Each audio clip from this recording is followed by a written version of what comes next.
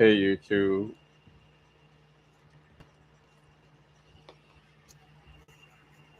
Hey YouTube.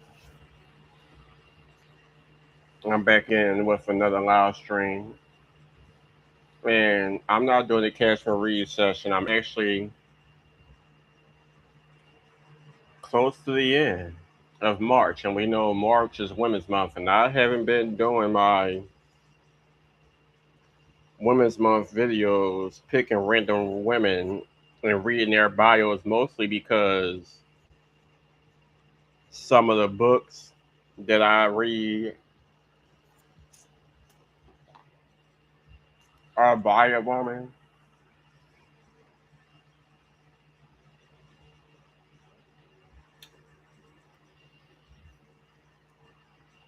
But since I was just recently watching Respect, and I don't know if I did Aretha Franklin on my channel. I don't think I read her, I don't know if I read her bio. If I did, I don't remember. Did I? I don't know.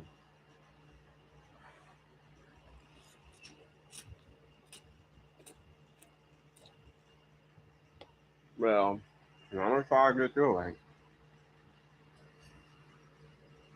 So y'all please bear with me. We're gonna read the autobiography, well, the biography of Aretha Franklin,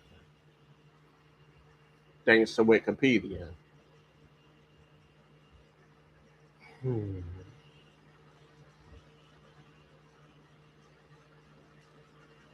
Aretha Louise Franklin. She was born March 25th, which is a couple of days away, and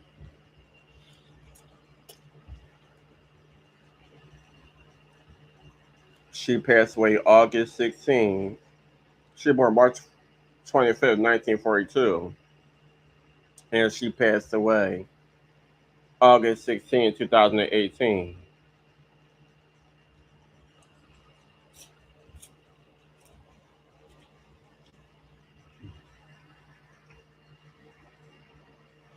As we know, she is an American singer, songwriter, and pianist. Regarded as the Queen of Soul, she was twice named by Rolling Stone magazine as the greatest singer of all time.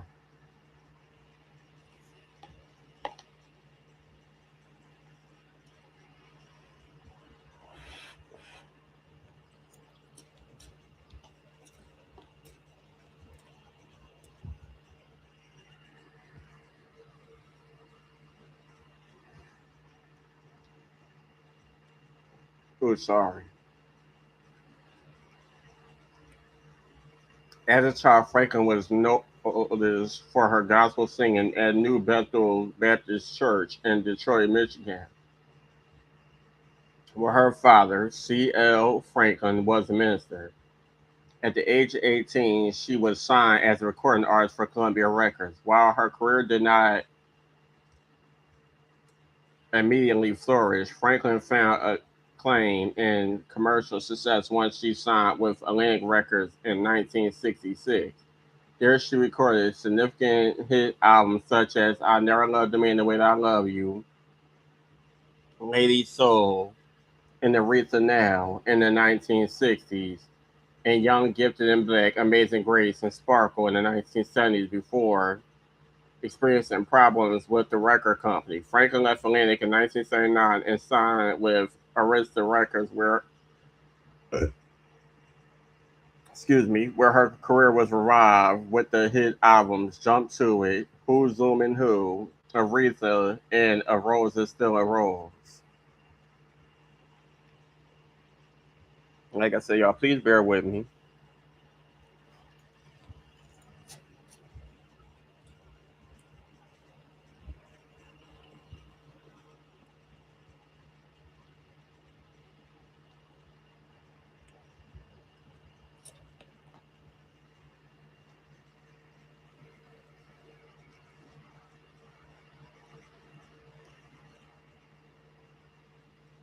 Franklin was one of the best-selling music artists with more than 35 million records sold worldwide.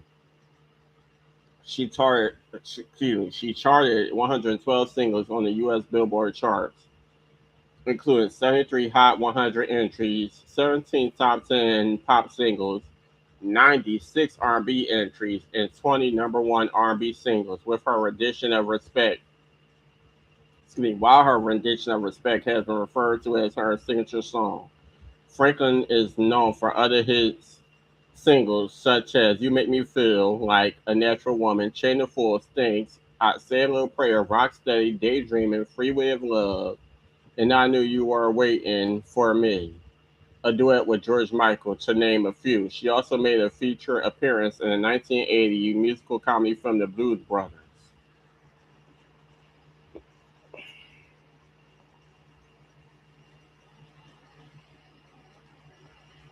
Franklin received numerous honors throughout her career. She won 18 Grammy Awards out of 44 nominations, including the first 8 awards given for Best Female R&B Vocal Performance from 1968 to 1975, as well as the Grammy Living Legend Award and Lifetime Achievement Award. She was also awarded the National Medal of Arts and the Presidential Medal of Freedom.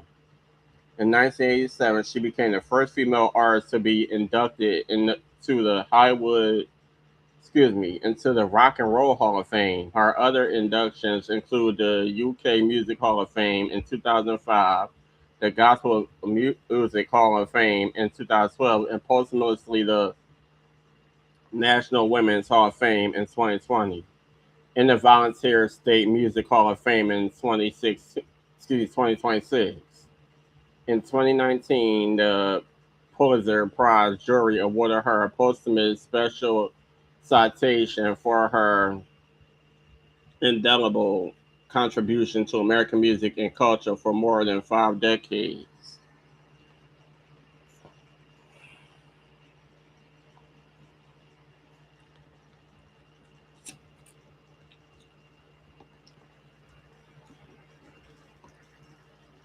Please forgive me if y'all hear me repeating myself with certain stuff. I'm just reading what it says.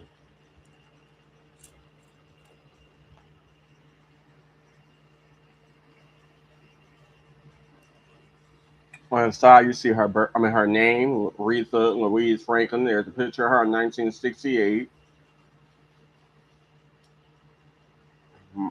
She was born March 25th, 1942, in Memphis, Tennessee. Her birthday is a few days away. She died August 16, 2018, at the age of 76 in Detroit, Michigan. She's resting in Woodlawn Cemetery in Detroit.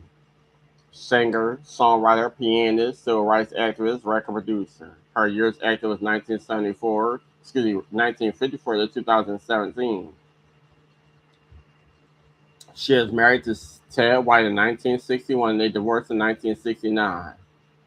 She was married to actor Glenn Turman in 1950. Why I keep saying 50? 1978. They divorced in 1984. She had 4 children. Her father is C.L. Franklin. Her mother is Barbara Siggers Franklin. Her sister is Irma Franklin. She has another sister named Carolyn Franklin. And she's originally from Detroit, Michigan, although she was born in Memphis, Tennessee. Her genres are soul, R&B, gospel, pop. She did vocals and piano. Her labels was JVB, Columbia, Atlantic, Arista, RCA, and her website is arethafranklin.net, and that is her signature down below.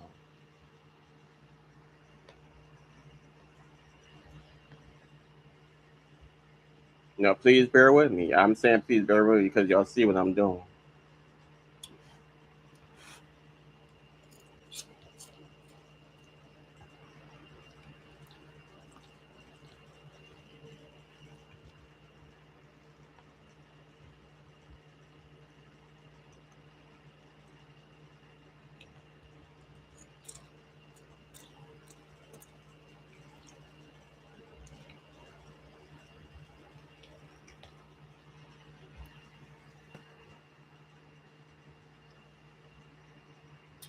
Below is a picture of Aretha Franklin's birthplace, 406 Lucy Avenue in Memphis, Tennessee. And I'm guessing that is the house Aretha Franklin grew up in as a little girl.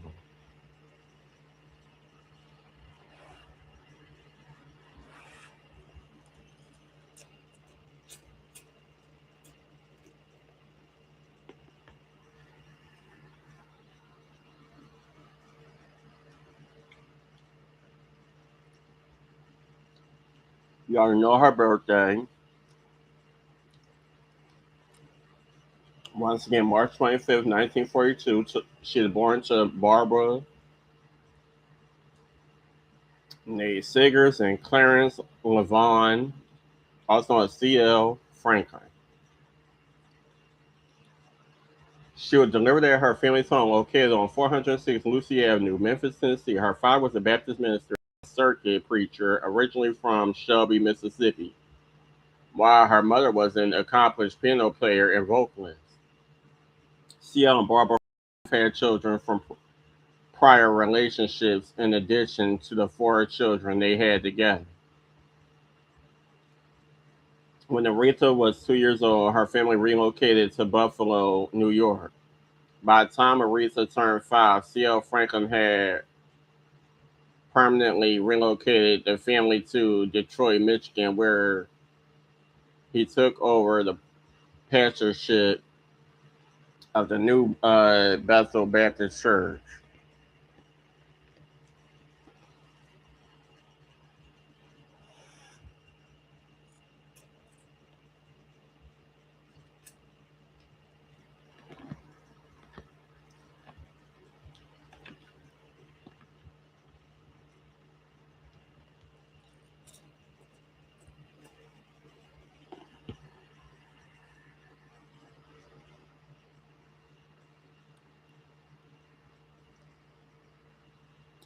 The Franklins had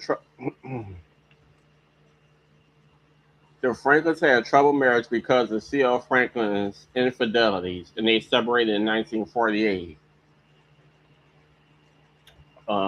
Should we bring up some rumors? Although I'm supposed to be reading Aretha's bio, um, I'm pretty sure we have seen the Respect movie.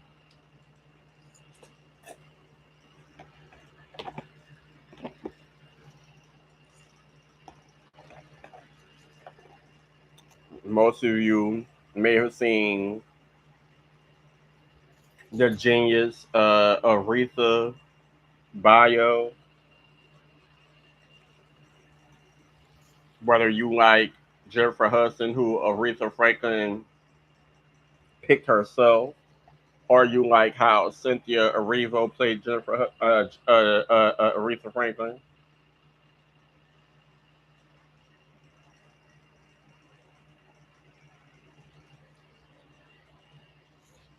Me personally, I love the Respect movie. I love Jennifer Hudson. That does not take away from the fact that Aretha picked Jennifer.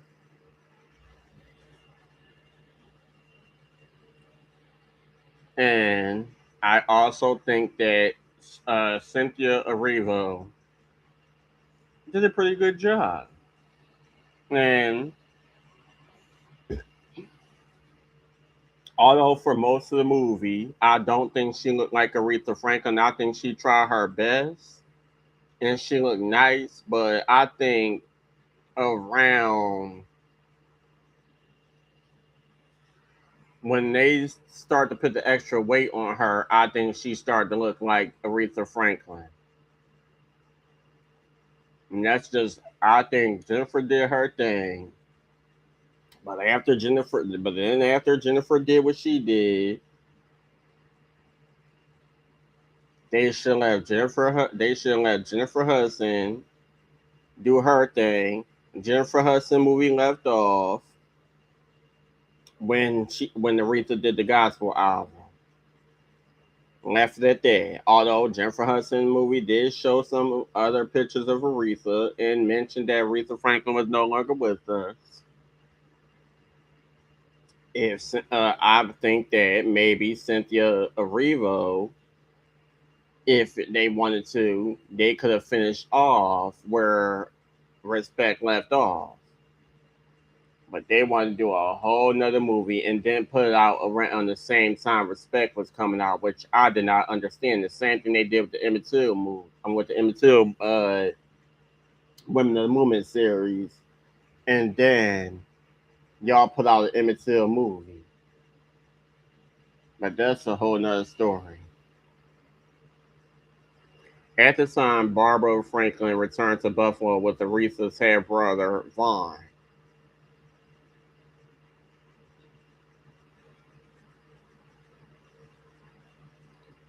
After the separation, Aretha recalled seeing her mother in Buffalo during the summer, but Barbara Franklin frequently visited her children in Detroit. Aretha's mother died of a heart attack on March 7th, 1952, before Aretha's 10th birthday. Several women, including Aretha's grandmother Rachel and Mahalia Jackson, took turns helping with the children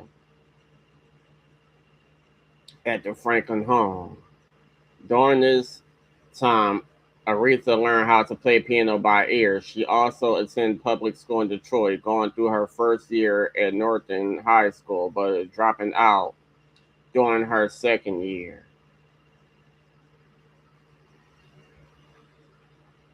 Aretha became pregnant with her first child, Clarence, when she was only 12 years old. She originally claimed that the father was a classmate named Edward Jordan, but would later write in her will that the father was Edward Jr.'s, excuse me, Edward Jordan Sr. Okay. I haven't seen much of this, but from movies, they're saying that Aretha was raped by, I guess, a family friend. That's what the movie is. That's what the movies are saying. They're saying she was raped by a family friend, and yeah, it didn't work out with certain family members. Aretha's father's emotionally driven sermons resulted in his being known as a man with $1 million voice. He earned thousands of dollars for sermons in various churches across the country. His fame led to his home being visited by various celebrities. Among the visitors were gospel musicians Clara Ward, James Cleveland, the early Caravans members Albertina Walker and Inez Andrews, Dr. Martin Luther King Jr., Jackie Wilson, and Sam Cooke all became friends of C.L. Franklin as well. And you may hear some of these names being called out by Aretha in some of the movies when she was a little girl walking through the dining room and living room and seeing these faces. Ward was romantically involved with Aretha's father from around 1949 until Ward's death in 1973, though Aretha preferred to view them strictly as friends. Ward also served as a role model to the young Aretha.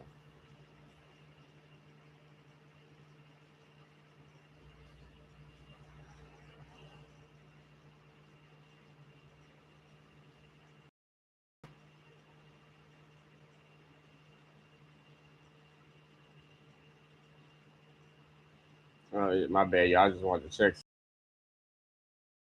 Just after her mother's death, Franklin began singing solos at New Bethel Baptist Church, debuting with the hymn "Jesus Be a Fence Around Me." When Franklin was 12, her father began managing her. He would take her on the road with him during his gospel caravan tours for her to perform in various churches.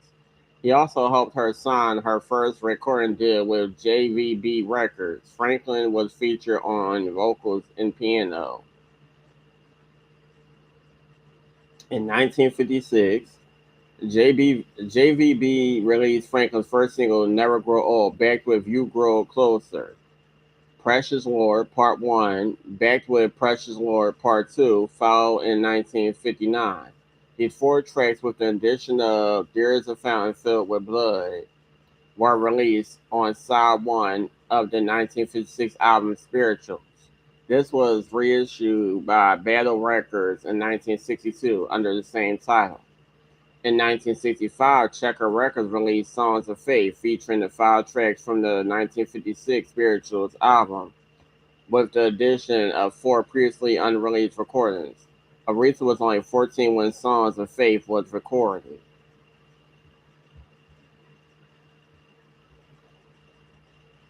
During this time, Franklin would occasionally travel with the Soul Stirrers.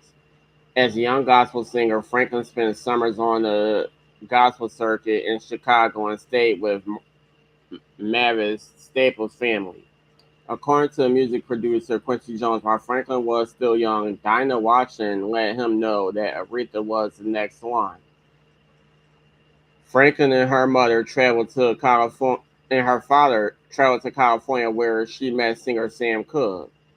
And at the age of 16, Franklin went on tour with Dr. Martin Luther King Jr., and she would ultimately sing at his funeral in 1968. Other influences in her youth include Marvin Gaye as well as Ray Charles and Sam Cooke, two of Franklin's greatest influences. Also important was James Cleveland, whom, as the king of gospel music, who helped to focus her early career as a gospel singer.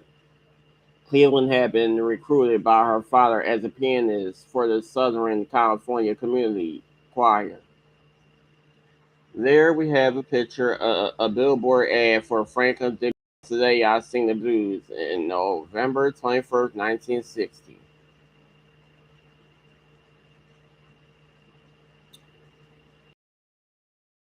Confided to her father that she aspired to follow Sam pop music and moved to New York.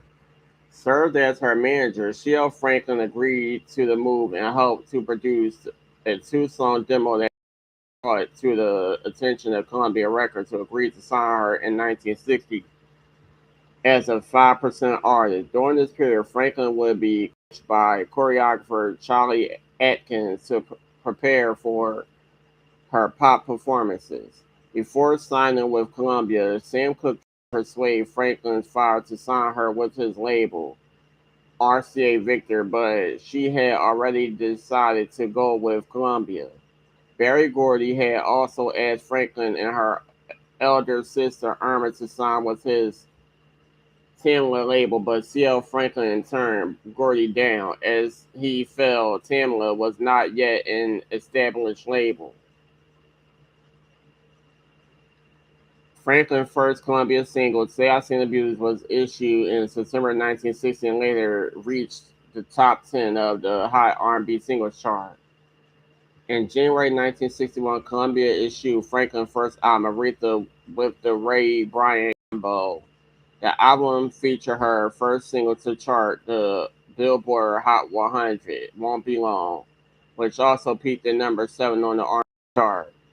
Most produced Mostly produced by Clyde Otis, Franklin's Columbia recordings saw her performing in diverse genres such as standards, vocal jazz, blues, doo-wop, and rhythm and blues. Before the year was out, Franklin scored her first hit single with her rendition of the standard Rockabye Your Baby with a Dixie melody. By the end of 1961, Franklin was named as a new star female vocalist in Downbeat magazine. In 1962, Columbia issued two more albums, The Electrifying Aretha Franklin and The Tender, The Moving, and The Swinging Aretha Franklin, the latter of which became her first charting album, reaching number 69 on the Billboard Top LPs Monero chart. In the 1960s, during a performance at the Regal Theater in Chicago, WVON radio personality Purvis band announced that Franklin would be crowned the Queen of Soul. Span ceremonially placed the crown on her head. By 1964, Franklin began recording more pop music, reaching the top 10 on the R&B charts with the ballad "Running Out of Fools." In early 1965, she had two R&B chart singles in 1965 and 1966 with the songs "One Step Ahead" and "Cry Like a Baby," while also reaching the easy listening charts with the ballads "You Make Me Love You" and "No, No, I'm Losing." By the mid 1960s, Franklin was making 100,000 per year from countless performances in nightclubs and theaters. Also during that period, she appeared on rock and roll shows such as Hollywood A Go Go and Shindig. However, she struggled with commercial success while at Columbia. Label executive John H. Hammond later said he felt Columbia did not understand Franklin's early gospel background and failed to bring that aspect out further during her period there.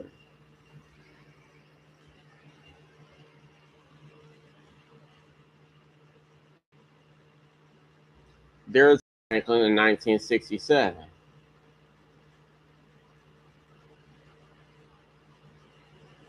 In November 1966, Franklin Columbia recording contract expired. At that time, she owed the company money because record sales had not met expectations. Producer Jerry Wexler convinced her to move to Atlantic Records. Wexler decided that he wanted to take advantage of her gospel background. His philosophy in general was to encourage a tenacious form of rhythm and blues that became increasingly and identified as soul. The Atlantic Days would lead to a series of hits for Aretha Franklin between 1967 and early 1972. Her record with Wexler helped in the creation of the majority of her peak recordings on the Atlantic label. The next 7 years, achievements were less impressive. However, according to Rolling Stone, they weren't as terrible as some claimed. They are pro forma and never reached for new heights. In January 1967, Franklin traveled to Muscle Shoals, Alabama to record at Fame Studios and recorded the song "I Never Loved a Man the Way That I Love You," backed by the Muscle Shoals rhythm section. Franklin only spent one day recording at Fame as an altercation broke out between her manager and husband, Ted White, studio owner Rick Hall, and a horn player, and sessions were abandoned. The song was released the following month and reached number one on the R&B chart while also peaking at number nine on the Billboard Hot 100. Give, um, Giving Franklin her first top 10 pop.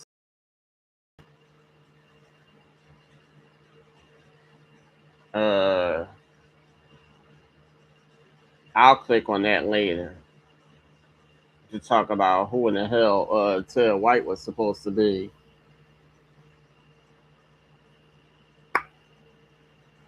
Anyhow,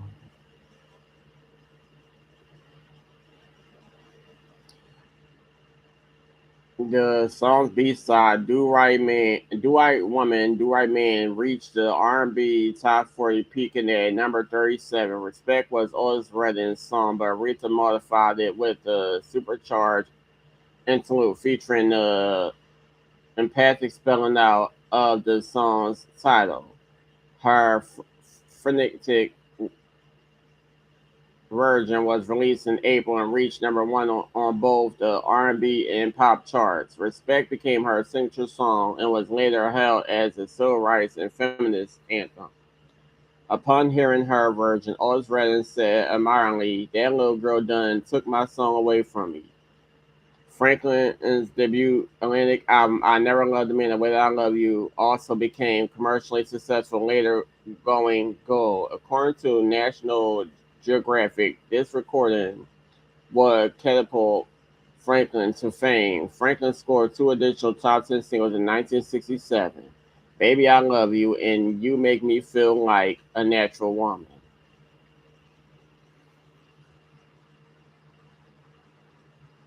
Damn, this might be a lot to read. Try my best to do it, y'all.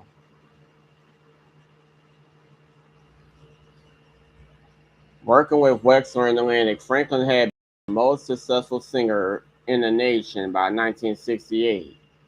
In 1968, Franklin issued.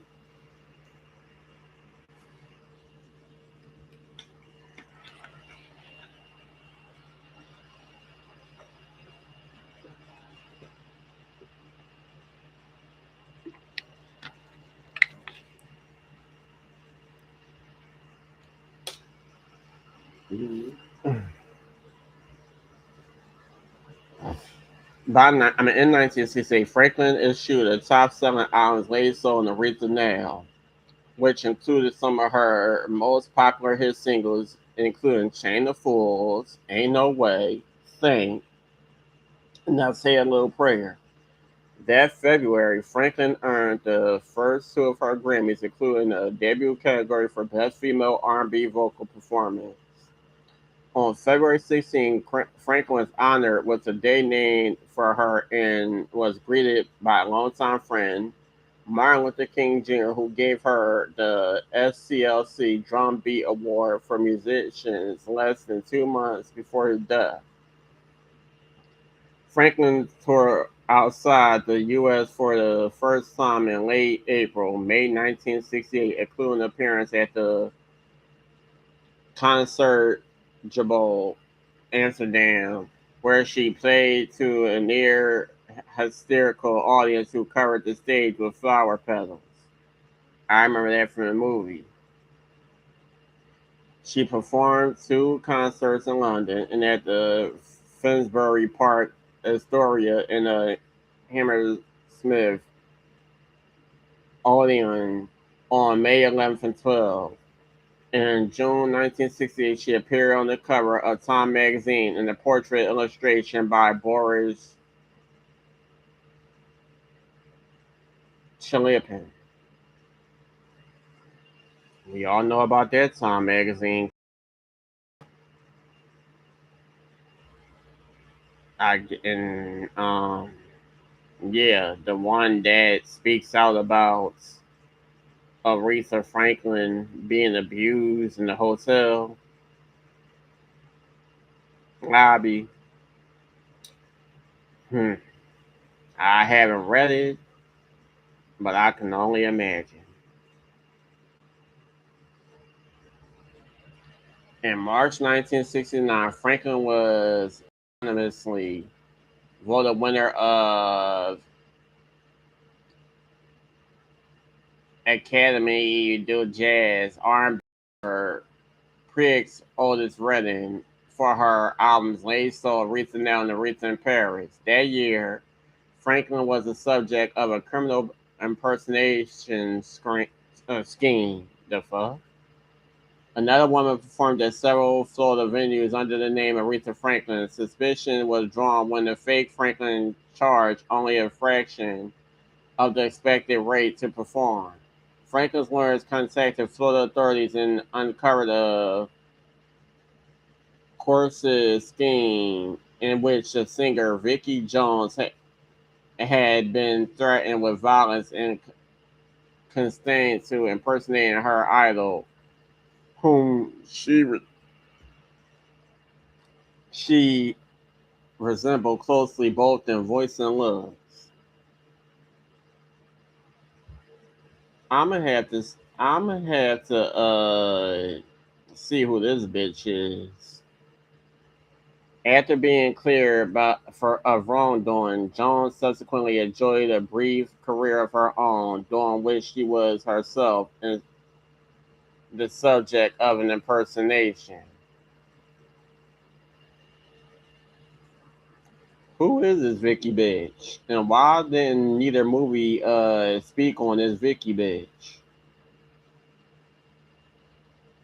Franklin's success further expanded during the early 1970s, during which she recorded multi-week R&B number one, "Don't Play That Song, You Lied," as well as the top 10 singles "Spanish Harlem," "Rocksteady," and "Daydreaming." Some of these releases were from the acclaimed albums "Spirit in the Dark," released in August 1970, in which month she again performed at London's Hammersmith Odeon, and Young, Gifted, and Black, released in early 1972. In 1971, Franklin became the first R&B performer to headline Fillmore West. Later that year, releasing the live album Aretha Live at Fillmore West. In January 1992, she returned to gospel music in a two-night live church recording with the album Amazing Grace, in which she reinterpreted standards such as Mahalia Jackson's "How I Got Over," originally released in June 1972. Amazing Grace sold more than 2 million copies and is one of best-selling gospel albums of all time. The live performances were filmed for a concert film directed by Sidney Pollack, but became but because of sinking problems and Franklin's own attempts to prevent the film's distribution, the film release was only realized by producer Alan Elliott in November 2018. Hmm.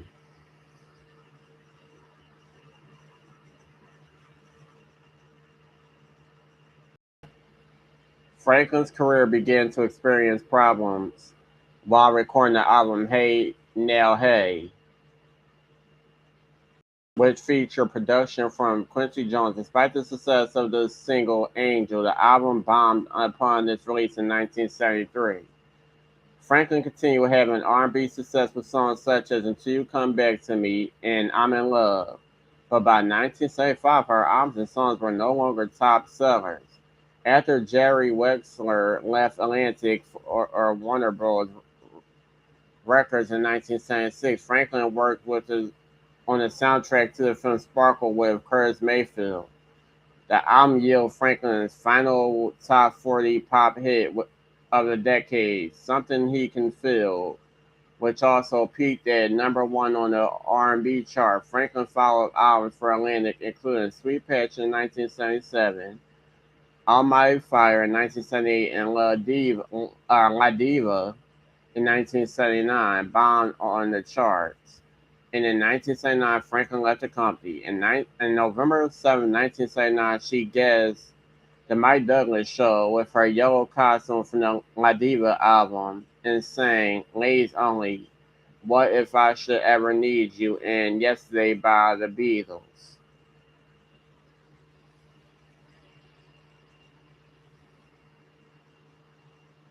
Now there's a picture of Aretha Franklin in 1998.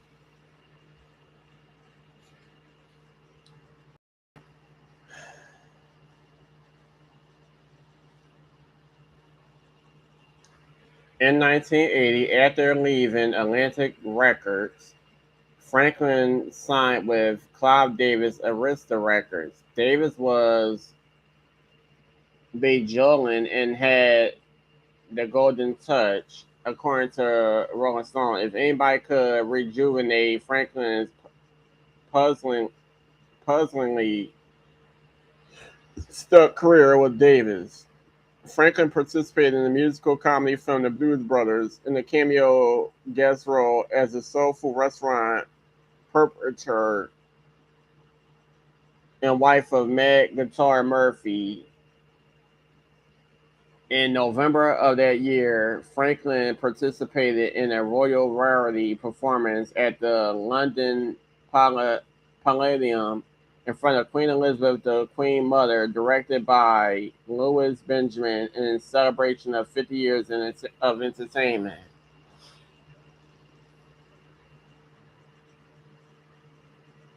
I would read about Queen Elizabeth, but I know that is going to take forever. That's probably a long biography.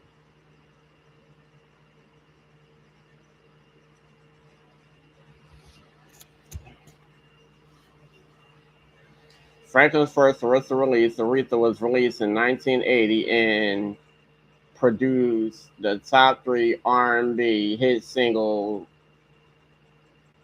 United Together. While not releasing as a single, Franklin's funk-influenced cover of Otis Redding's "I Can't Turn You Loose" on the same album resulted in her first Grammy nomination in 4 years. The follow-up album, "Love All the Hurt Away" in 1981, featured her hit R&B duet of the title track with George Benson, while the post-disco rendition of "Sam and Days, Hold On I'm Coming" won Franklin her first Grammy in 6 years.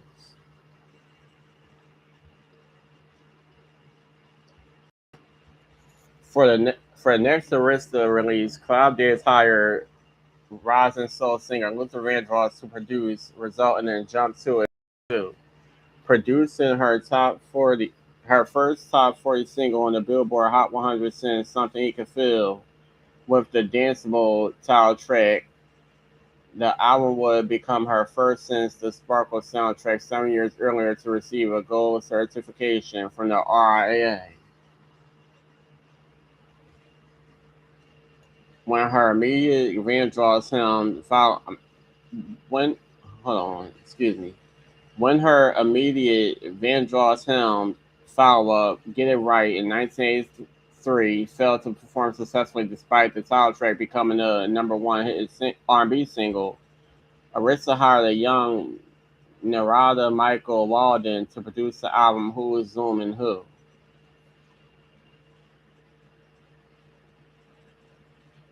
Extolling her R&B and soul roots, the album brought on a crossover pop sound with elements of synthesized dance rock and urban pop, featuring the top 10 Hot 100 hits such as "Freeway of Love" and the title track. The album peaked at number 13 on the Billboard 200, her highest peak in nearly 20 years, and was her first album to be certified platinum in the United States. Part of the album's success was due to exposure on the then fledgling music video channel MTV, which also exposed Franklin to a younger audience.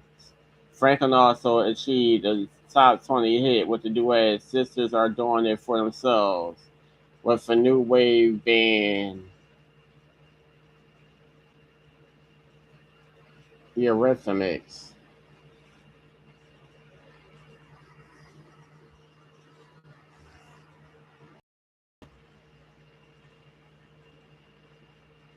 I told y'all this might be a lot. I'm trying to get through it because I probably would have quit and did part two. But more than a year later, in 1986, Franklin issued her sixth Aretha release, Aretha, sometimes referred to as Aretha 86. The Walden produced album went gold on the strength of her globally successful duet with George Michael, "I Knew You Were Waiting for Me," which became her first single in nearly 20 years to top the Billboard Hot 100 and also top the charts in the United Kingdom and Australia, and resulted in Grammy wins for Franklin. Other hit singles on Aretha include the pop rock rendition of "Jumpin' Jack Flash," killed from the Whoopi Goldberg starring film of the same name, and "Jimmy Lee." Throughout 1987, Franklin provided vocals on the theme songs of the TV show "A Different World" and "Together."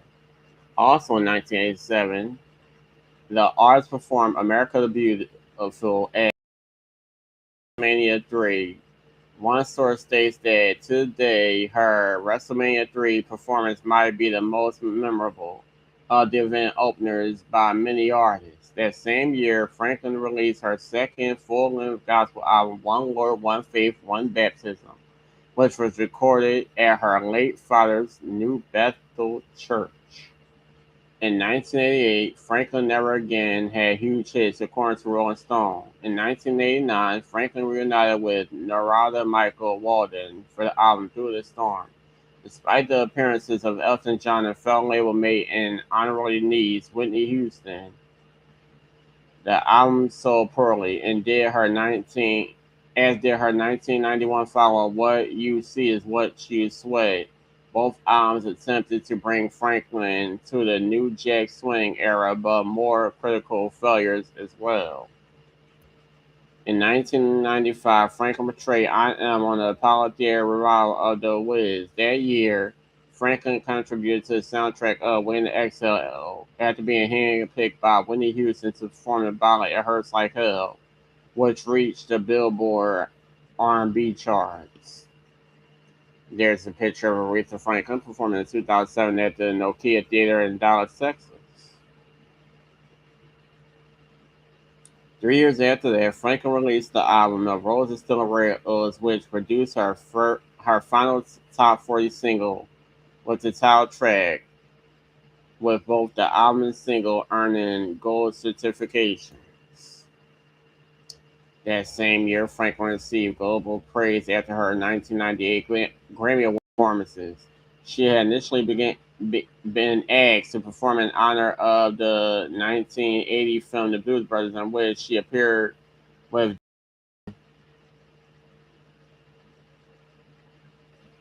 Aykroyd and John Belushi. Sorry if I'm pronouncing the names wrong.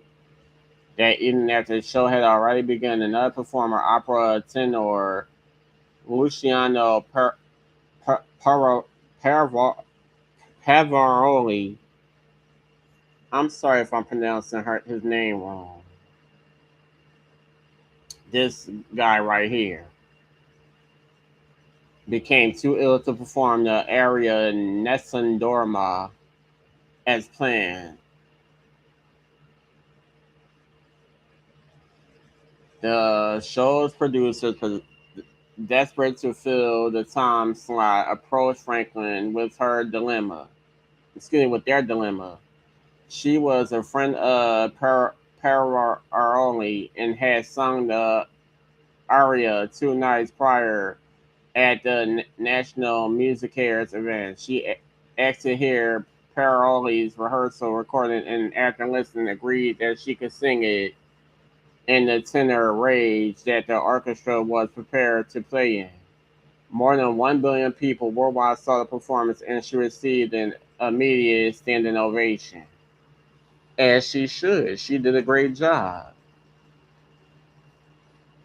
And to be honest, I think her and Jennifer Hudson is my favorite too when it comes to who sung that song.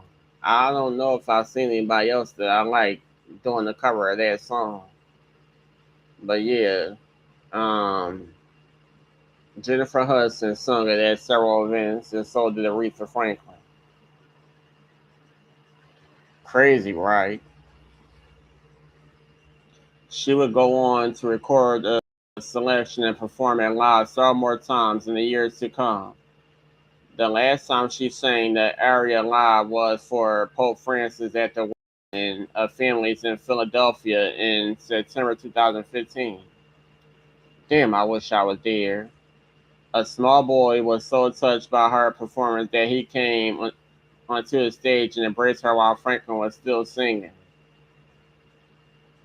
Her final Arista album, So Damn Happy, was released in 2003 and featured a Grammy-winning song Wonderful. In 2004, Franklin announced that she was leaving Arista after more than 20 years with the label. To complete her Arista obligations, Franklin issued the duets compilation album Jewels in the Crown, All-Star Duets with the Queen in 2007. In February 2006, she performed the Star Spangled Banner with Aaron Neville and Dr. John at the Super Bowl XL held in her hometown, Detroit. In 2007, Franklin would perform America the Beautiful at WrestleMania 23, 20 years since her performance at WrestleMania 3, where she was specifically chosen to reflect the event's all grown up theme and tagline.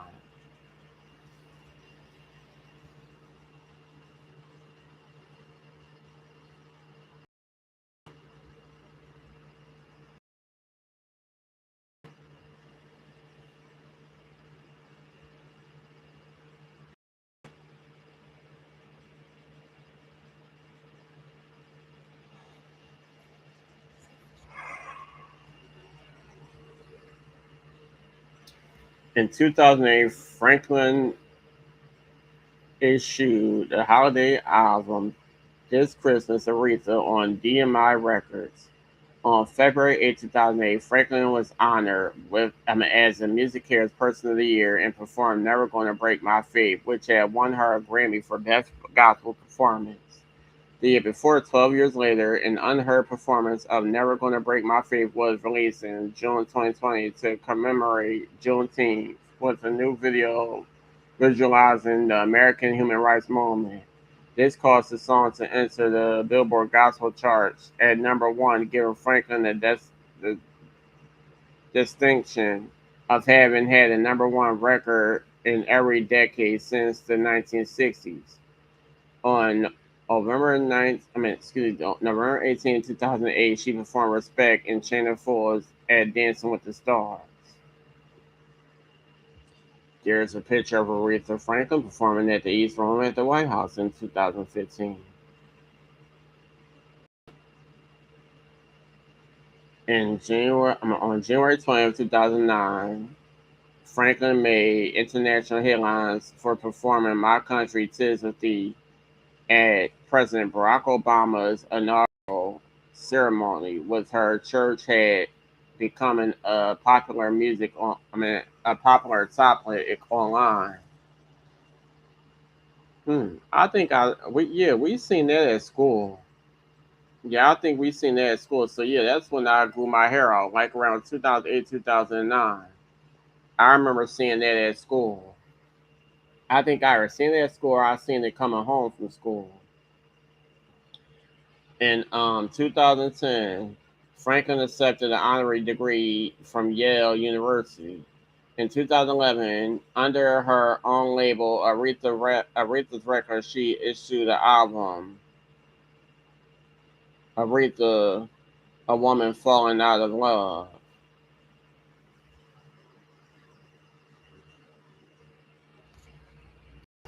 In 2014, Franklin was signed under RCA Records, controller of the Arista catalog, and its sister label to Columbia via Sony Music and work with Clive Davis. There were plans for her to record an album produced by Danger Mouse, who was replaced with Babyface and Don Was when Danger Mouse left the project. On September 29, 2014, Franklin performed to a standing ovation with Cissy Houston as backup, a compilation of Adele's Rolling in the Deep and Ain't No Mountain High Enough on the Late Show with David Letterman.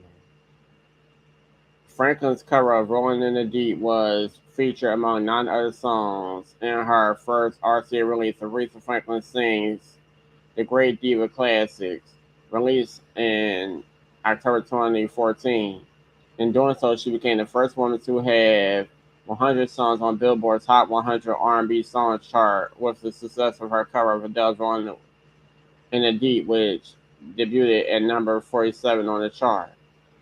In December 2015, Franklin gave an acclaimed performance of Feel Like a Natural Woman at the 2015 Kennedy Center's honor during a section for honoree Carole King, whom co-wrote the song. During the swelling bridge of the song, Franklin dramatically dropped her fur coat from her shoulders to the stage, for which the audience rewarded her with a mid-performance standing ovation. Dropping the coat was symbolic, according to Rolling Stone. It echoed back to those times when gospel queens would toss their furs on top of the coffins of other gospel queens, a gesture that honored the dead but castigated death itself.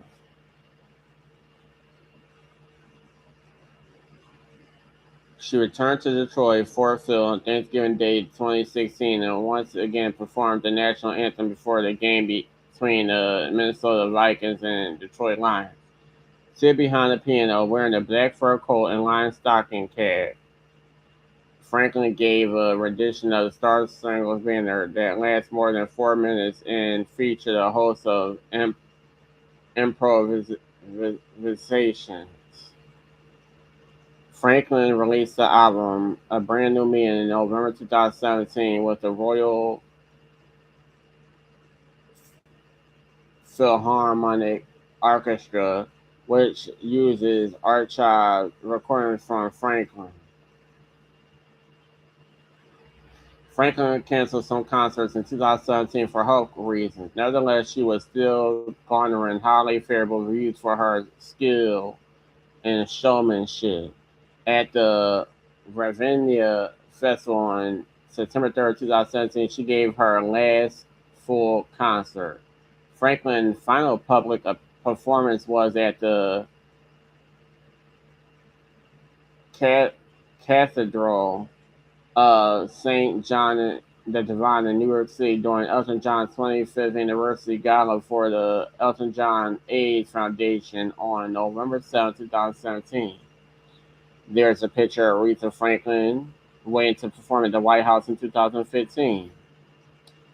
I'm not going to read everything. I'm not. Here's a small picture of Aretha Franklin performing at the Martin Luther King Jr. Memorial in 2011 with President Barack Obama and then Vice President Joe Biden looking on. From her time growing up in the home of a prominent African American preacher to the end of her life, Franklin was immersed and involved in the struggle for civil rights and women's rights. She provided money for civil rights groups, at times covering payroll, and performed at benefits and protests. When Angela Davis was jailed in 1970, Franklin told Jed, Angela Davis must go free. Black people will go free. I've been locked up for disturbing the peace in Detroit, and I know you got to disturb the peace when you can't get no peace. Jail is hell to be in. I'm going to see her free if there is any justice in our courts, not because I believe in communism, but because she's a black woman and she wants freedom for black people. Her songs Respect and You Make Me Feel Like a Natural Woman became anthems for these moments for social change. Franklin and several other American icons declined to take part in performing at President Donald Trump's 2017 inauguration as a mass act of musical protest. Franklin was also a strong supporter of Native American rights. She quietly and without fanfare supported indigenous peoples' struggles worldwide and numerous movements that supported Native American and First Nation cultural rights.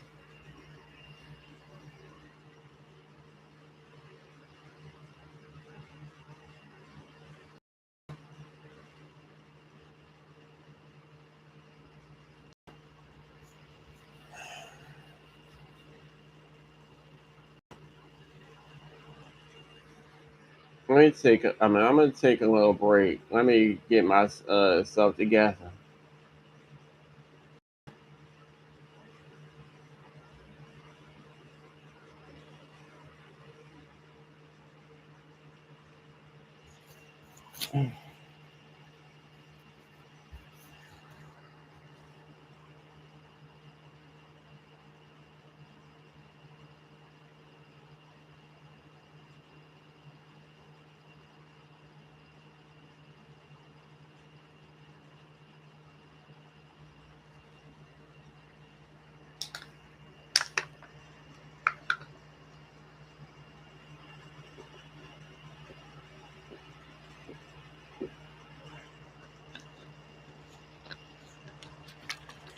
That word hot and nasty.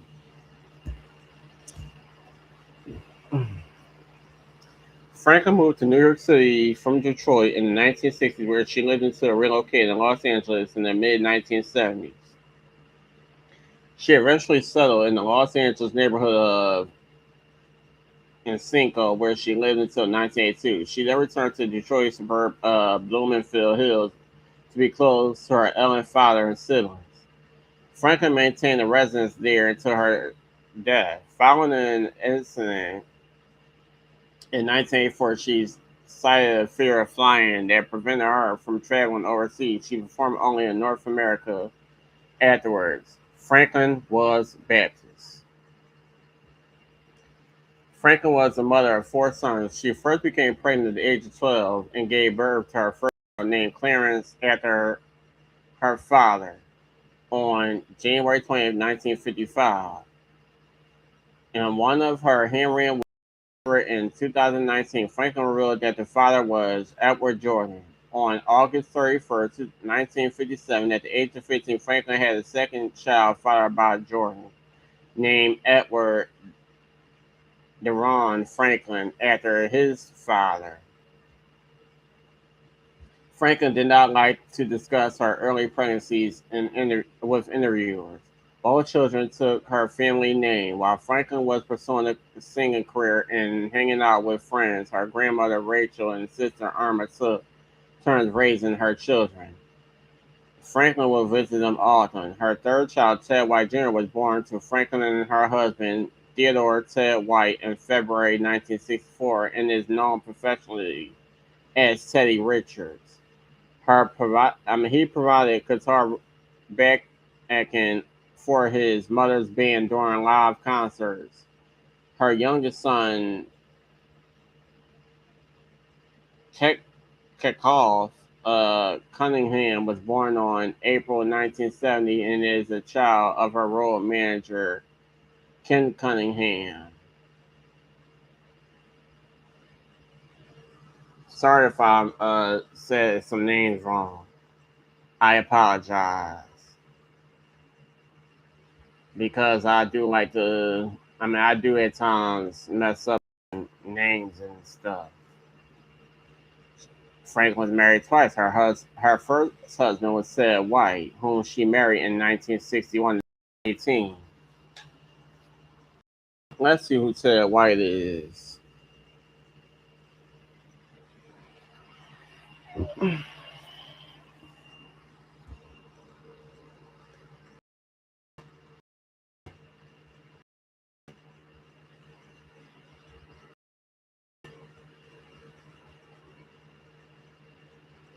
Ted White's birthday is March 25th. He was born in 1931 in Pensacola, Florida. Ted White died October 26, 2020 at the age of 89 in Detroit, Michigan. He was a music manager, songwriter, producer, and businessman. His years active was 1960s and 1970s. His spouse was Aretha Franklin from 1961 to 1979, and they only have one child.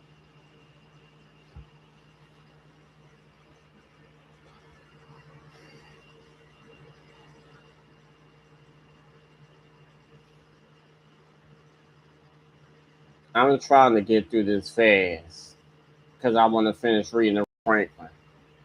Theodore Richard Wright, born March 25th, 1931 to October 26, 2020, was an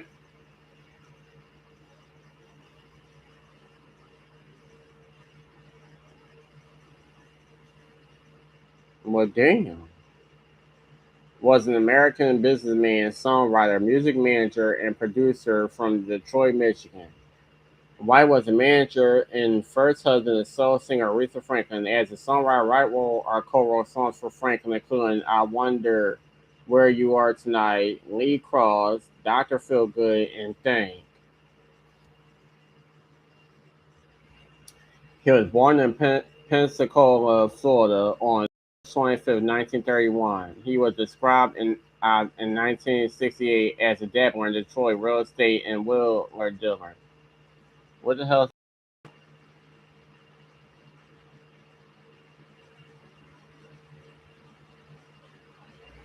A scam or a confidence trick is an attempt to defraud a person or group after first gaining their trust.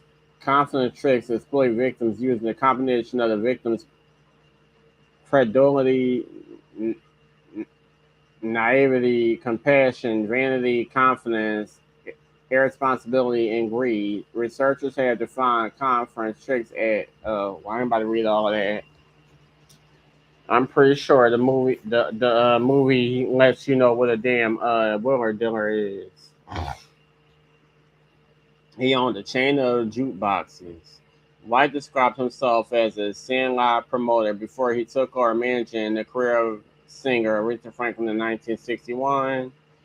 He was introduced to Franklin by singer Della Reese, singer and actress, at the 20 Grand Club in Detroit. After a few weeks of dating, they were married by a justice of the peace. Hold up, hold on.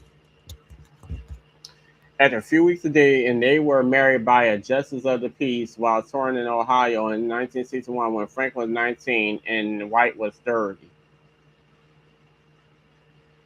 Okay, so you know what that meant, right?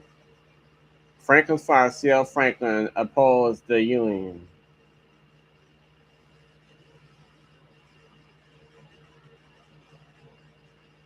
White was described as a pimp by Motown producer Harvey Frequa.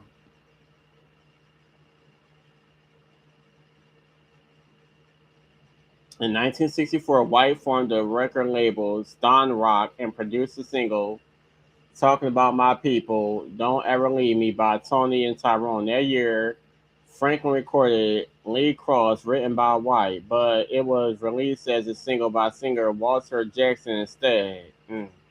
Franklin's version wasn't released until the album Take It Like You Give It in 1967. By that time, Franklin had parted ways with her first label, Columbia Records, while White negotiated a deal with Atlantic Records. White and Franklin co-wrote Dr. Feelgood and Don't Let Me Lose a Dream from her 1967 album, I Never Loved a Man the Way That I Love You, both of which had been covered by various artists. They also co-wrote a few songs from her albums Lay Soul in 1968 and Aretha Now in 1968 before their separation. After White and Franklin separated in 1968, her brother Cecil Franklin over managing her career. White was abusive during their marriage, having abused Franklin publicly at Atlanta's Regency Hyatt House Hotel. Gospel singer Mahalia Jackson said the Regency incident was not the first in which White was violent toward Franklin. Violence between White and Franklin was not unusual. In December 1969, White shot Charles Cook, younger brother of musician Sam Cooke, in the groin at Franklin's Detroit home during a Cook visit with Franklin. White and Franklin divorce was finalized in 1969. I didn't know anything about that. And why in the fuck would you shoot Sam Cooke's brother in the dick?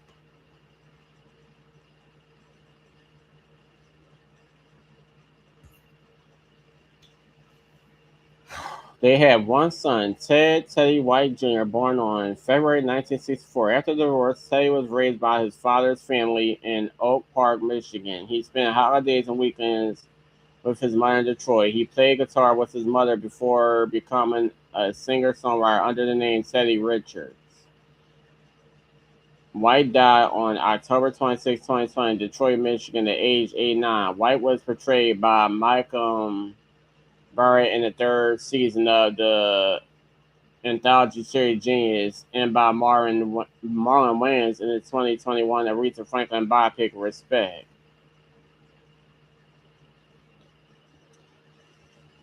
This is some of the songs that he wrote, and he died and they got obituary at Camp Funeral Home.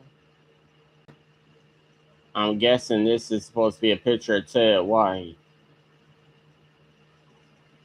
It says Mr. Theodore White, March 25th, 1931. So yeah, that might be a picture of him. Okay. Well, so at least y'all got to see some picture. What the hell? All right, back to Aretha Franklin.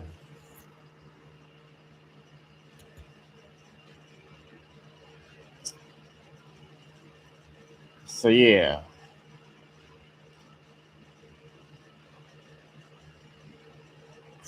Yeah, she is married to Ted White when she was 18, sorry. She had actually seen White the first time at a party held at her house in 1954 after a contentious marriage that was marred by domestic abuse.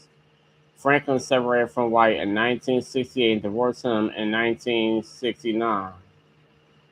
She married actor Glenn Turman on April 11, 1978, at her Fire Church. By marrying Turman, Franklin became stepmother of Turman's three children. Franklin and Turman separated in 1982 after she returned to Michigan from California, and they divorced in 1984.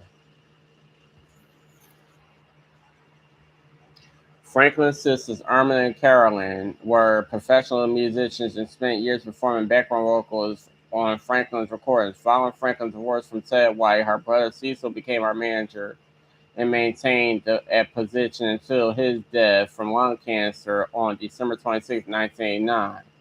Her sister Carolyn died in April 1988 from breast cancer, and her eldest sister Irma died from throat cancer in September 2022. Franklin's half brother Von died in late 2022. Her half sister Carol Ellen Kelly Nee Jenkins, born 1940 and died 2019, was C.L. Franklin's daughter by Mildred Jenkins, a 12-year-old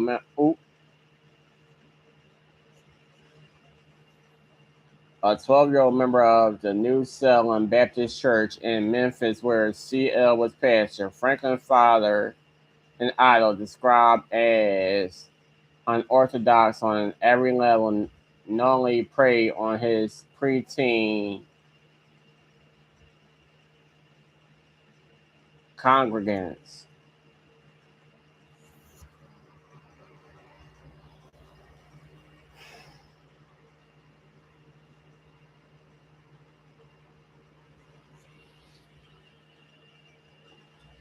Franklin was performing at the Aladdin Hotel in Las Vegas, Nevada on June 10th, 1979, when her father, CL, was shot twice at point blank range in his home. Well, after 6 months at Henry Ford Hospital while still in the coma, CL was moved back to his home with 24-hour nursing care. Aretha moved back to Detroit in late 1982 to assist with the care of her father, who died at Detroit's New Light Nursing Home on July 27, 1984. There's a picture of Aretha Franklin and William Wilkerson at the 2011 U.S. Open. Franklin had a long friendship with Willie Hick Wilkerson, I said a veteran, a Vietnam War veteran and Detroit firefighter who also helped in her work and care for her when ill. In 2012, she announced plans to marry Wilkerson, but the engagement was quickly called off. Franklin's music business friends, including Dionne Warwick, Mavis Staples, and Cissy Houston, who began singing with Franklin as members of the Sweet Inspirations. Houston sang background on Franklin's hit Ain't No Way. Franklin first met Cissy's young daughter, Whitney Houston, in the early 1970s. She was made Whitney's honorary aunt, not a godmother, as has been occasionally reported, and Whitney often referred to her as Auntie Ree or Aunt Ree.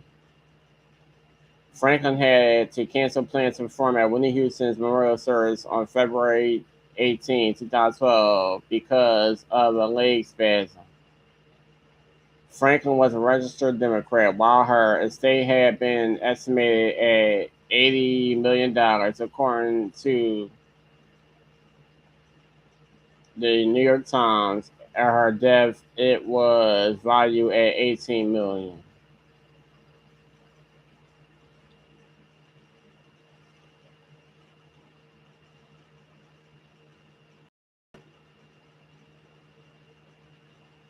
Franklin had weight issues for many years. In 1974, she lost 40 pounds on a low-calorie diet and maintained her new weight until the end of the decade. She again lost weight in the early 1990s before gaining back. A former chain smoker who struggled with alcoholism, she quit smoking in 1992. She admitted in 1994 that her smoking was messing with my voice, but after quitting smoking, she said later in 2003 that her weight ballooned. In 2010, Franklin canceled a number of concerts to have surgery on an undisclosed tumor. Discussing the surgery in 2011, she quoted the doctor as saying it would add 15 to 20 years to her life. She denied that the ailment had anything to do with pancreatic cancer, as had been reported. Franklin added, I don't have to talk about my health with anybody other than my doctors. The problem has been resolved. Following the surgery, Franklin lost 85 pounds. However, she denied that she had undergone weight loss surgery. On May 19, 2011, Franklin had her comeback show at the Chicago Theater. In May 2013, Franklin canceled performances because of an undisclosed medical treatment. Further concert cancellations followed in that summer and fall.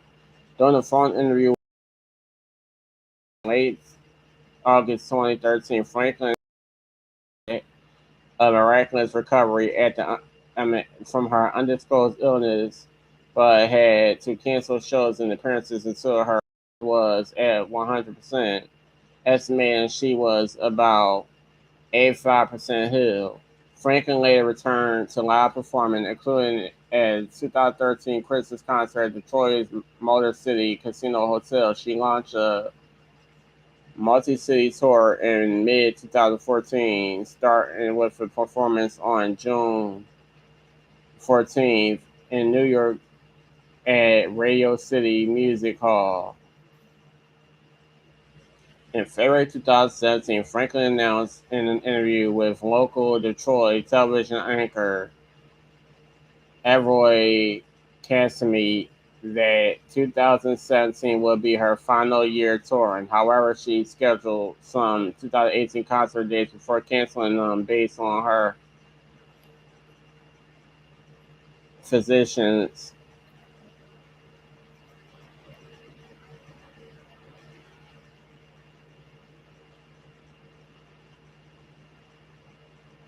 advice. On August 13, 2018, Franklin was reported to be gravely ill at her home in Riverfront Tower, Detroit. She was under hospice care and surrounded by friends and family. Steve Wonder, Jesse Jackson, and former husband Glenn Turman visited her on her deathbed. Franklin died at her home on August 16, 2018 at age 76. She was initially thought to have died without a will. The cause of death was a malignant pancreatic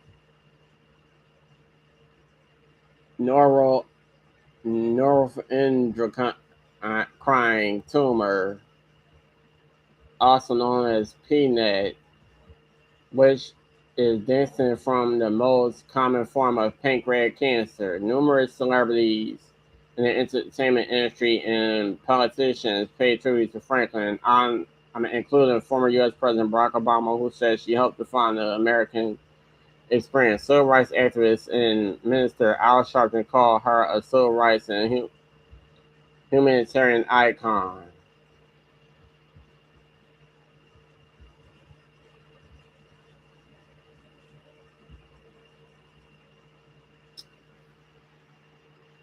A memorial service was held at her home church, New Bethel Church, on August 19. Thousands then paid their respects during a public lining and repose at the Charles A. Museum of African American History.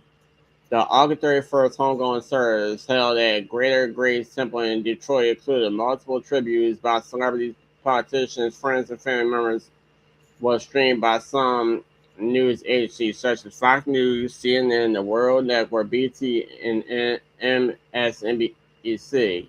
Among those who paid tribute to Aretha Franklin at service were Ariana Grande, Bill Clinton, Al Sharpton, Louis Farrakhan, Faith Hill, Fantasia, the Clark Sisters, Ronald Osley, Angie Stone, Shaka Khan, Jennifer Holliday, Loretta Devine, Jennifer Hudson, Queen Latifah, Tasha Cobbs, Shirley Caesar, Sherma Ross, Steve Wonder, Eric Holder, Gladys Knight, Cedric Entertainer, Todd Perry, Smokey Robinson, Yolanda Adams, and Rev. Dr. William Barber II. At Franklin's request, she was eulogized by Rev. Jasper Williams Jr. at Salem Baptist Church in Atlanta, as he had eulogized her father, as well as speaking at other family memorials. Williams's eulogy was criticized for being a political address that described children being in a home without a father as abortion after birth, and said Black lives do not matter unless blacks stop killing each other. Franklin's nephew Vaughn complained of Williams. He spoke for 50 minutes, and at no time did he properly eulogize her. Following the telecast procession, 7 Mile Road, Franklin was interred at Woodlawn Cemetery in Detroit.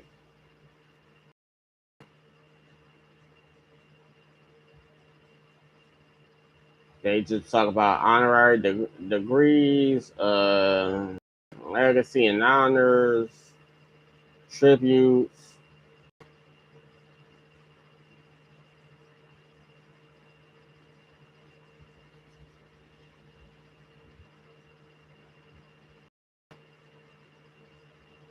Portrayals of the media. On January 29, 2018, Gary Graff confirmed that Jennifer Hudson would play Franklin in the biographical film. The film Respect was released on August 2021 in various countries.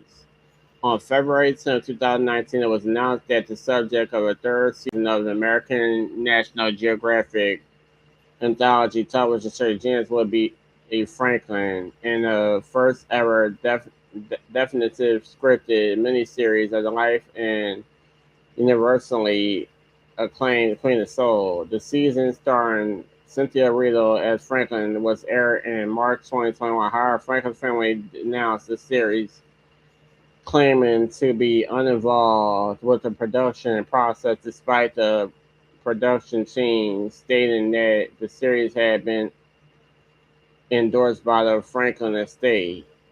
Franklin as the Queen of Soul was name checked in the 1980 single Hey 19 by Steely Dan from the album Waka. Here's a list of all of Aretha Franklin's albums. She has several throughout the years. This is her films, um, documentaries, movies she acted in. Big recipe to Aretha Franklin, and rest in peace to her family members that also passed.